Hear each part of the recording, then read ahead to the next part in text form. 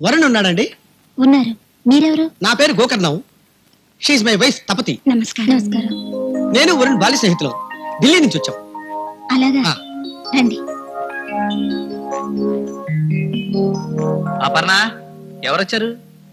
ఎవరో గోకర్ణం అని ఢిల్లీ నుంచి వచ్చారట. గోకర్ణమా? వాడెవడు?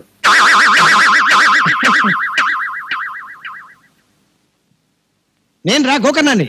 మన ఇద్దరం కలిసి అమలాపురంలో బీకాం చదువుకున్నాం కదా. నేను బీకాం చదివింది అమలాపురంలో కాదు, అత్తిల్లో. ఈ గొంతు ఎక్కడో విన్నట్టుంది. మనుషులు పోలిన మనుషులు ఉన్నట్టే గొంతులు పోలిన గొంతులు కూడా ఉంటాయన్నమాట. ఏమిటి అలా చూస్తున్నావు? ఇంకా గుర్తుపట్టలేదా? లేదు. ఎవరు నువ్వు? ఎవరు నువ్వా? ఇంకా నీలో మార్పు రాలేదురా. నా ప్రశ్నకు సమాధానం అది కాదు.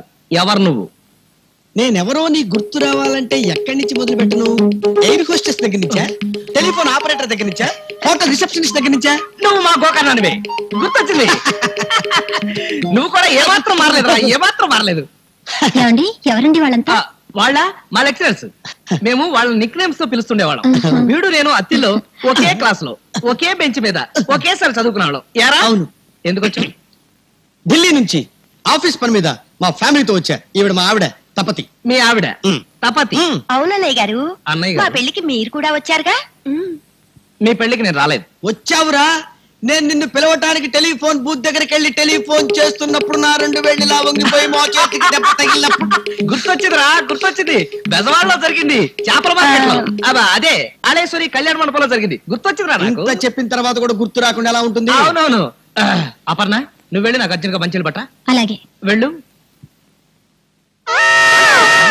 ఇలాంటివన్నీ ఇంట్లో పెట్టుకోవద్దని చెప్పానా లేదా? ఇల్లు తప్ప నాకు వేరే దిక్కు లేదని చెప్పానా లేదా?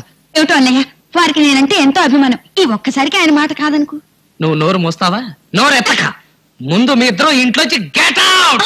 ఏమిటండి గెట్ అవుట్ అంటున్నారు? గెట్ అవుట్ అంటే రాక రాక ఇంతకాలానికి మా ఇంటికి ఫ్యామిలీతో వచ్చావు కదా, ఈ రాత్రికి మా ఇంట్లో ఉండి వెళ్ళకపోతే ఈ జన్మలో నీ ముఖం చూడను, గెట్ అవుట్ అంటున్నాడు. Correct correct. వాళ్ళిద్దరు అభిమానాలు అలాంటివి. మా వారికి మరీ మొహమాటం అండి. మీరేమైనా అనుకుంటారని? మొహమాటం దేనికి? ఈ రాత్రికి ఉండి రేపొద్దునే వెళ్ళండి. మీకేమైనా ఇబ్బంది ఏమోనండి? అబ్బే, ఇబ్బంది ఏం లేదులేండి. నేను భోజనానికి ఏర్పాటు చేస్తాను. రామ్మా తప్పదు.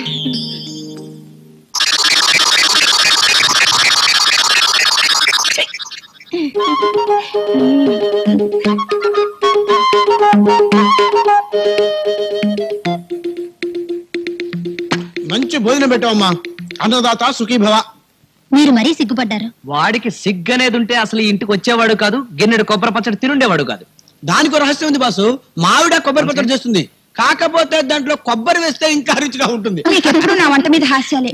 మీ అమ్మగారు చేసినంత బాగా నేను చేయలేనని ఎప్పుడూ ఒప్పుకున్నాను కదా. ఇవాళ నాకు తొందరగా నిద్ర వస్తుంది. ఏమిటి? నాకు కూడా ఎందుకో ఇవాళ బాగా నిద్ర వస్తోంది. బహుశా రాత్రి ట్రైన్ లో బాగా నిద్రపోయిండవు. అవునా? చాలా కాలానికి కలిసిన మిత్రులు కదా, వాళ్ళిద్దరూ మా గెస్ట్ రూమ్ లో పడుకుంటారు, మనిద్దరం మా బెడ్రూమ్ లో పడుకుందాం. ఆహా అపర్ణ, మన పెళ్ళైన ఇంత కాలానికి మొట్టమొదటిసారిగా నన్ను కరెక్ట్ గా అర్థం చేసుకున్నావు. వద్దు, మా ఆవిడ గురక పెడుతుంది, సింహ గర్జన చేస్తుంది. పర్వాలేదులేరా, ఒక్కరోజు అపర్ణ అడ్జస్ట్ అవుతుంది. నువ్వు తీసుకెళ్ళపర్ణ, తీసుకెళ్ళు. వెళ్ళు వెళ్ళు చెల్లెమ్మా. రే నువ్వు పదరా. నువ్వు పద. పదరా.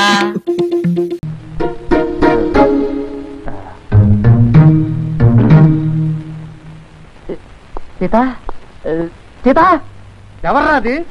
బుద్ధి జ్ఞానం లేకుండా కలెక్టర్ని పేరెంట్ పిలిచి ఆ బడుద్దా ఎవరు? ఎవర్రా అంటే మాట్లాడరే. నాన్న నువ్వా? ఇక్కడున్నావు ఏమిటి?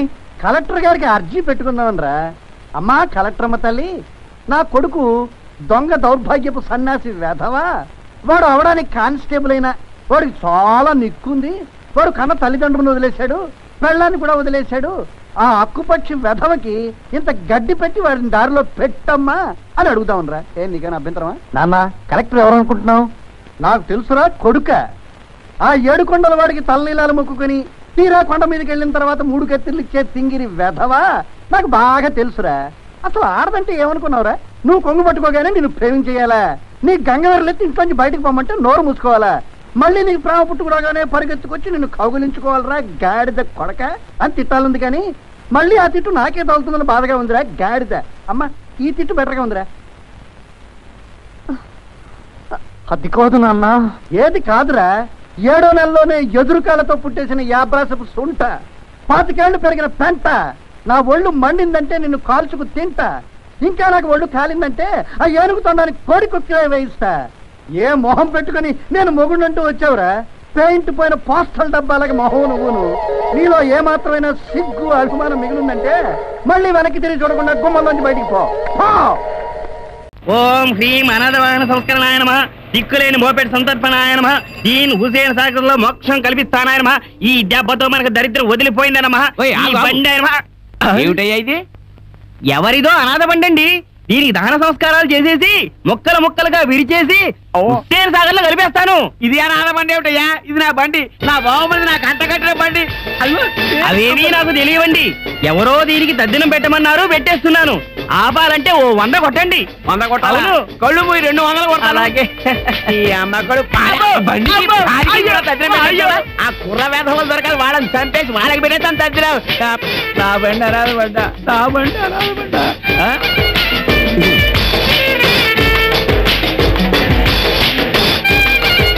మంత్రులు గారు, మమ్మల్ని క్షమించండి. ఏదో సరదాగా అల్లరి చేశాం. దీంతో పాటు 100 రూపాయలు కూడా పెడుతున్నాం. ఆశీర్వదించండి. మీ అమ్మ కడుపులు మాట చల్లగా ఉండండి.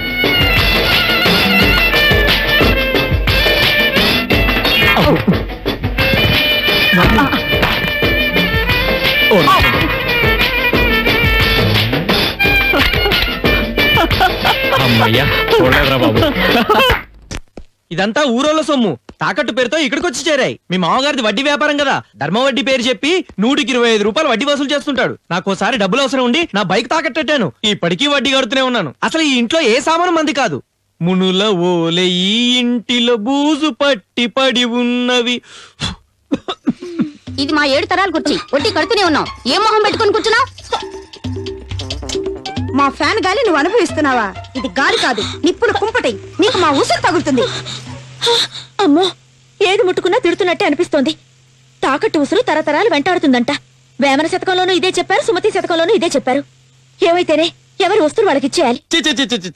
యాదవ సినిమా 3 గంటలు వేస్ట్, 300 వేస్ట్. సినిమాలో బ్రహ్మానందం గారి క్యారెక్టర్ అంటే చిచి నాకే నచ్చలేదు. యామిగ్గానే ఉంది కదండి. నాకు బలి నవ్వు వచ్చింది. నాకు వాంతి వచ్చింది. మెళ్ళిసిగలం సినిమాలో వాడి క్యారెక్టర్ అంటే 3 రూపాయలు వడ్డీకి ఇవ్వడం ఏంటి? 10 రూపాయలు వడ్డీ అనే, లేకపోతే అది వడ్డీ అనిపించుకుంటుందా? ఇప్పుడు ఈ దిక్కుమాలిన సినిమా చూసి రేపటి నుంచి మనతో వడ్డీలు బేరాలు ఆడతారు. అప్పుడు తెలుస్తుంది మనకి. ఎండాంజనేయం బొమ్మది.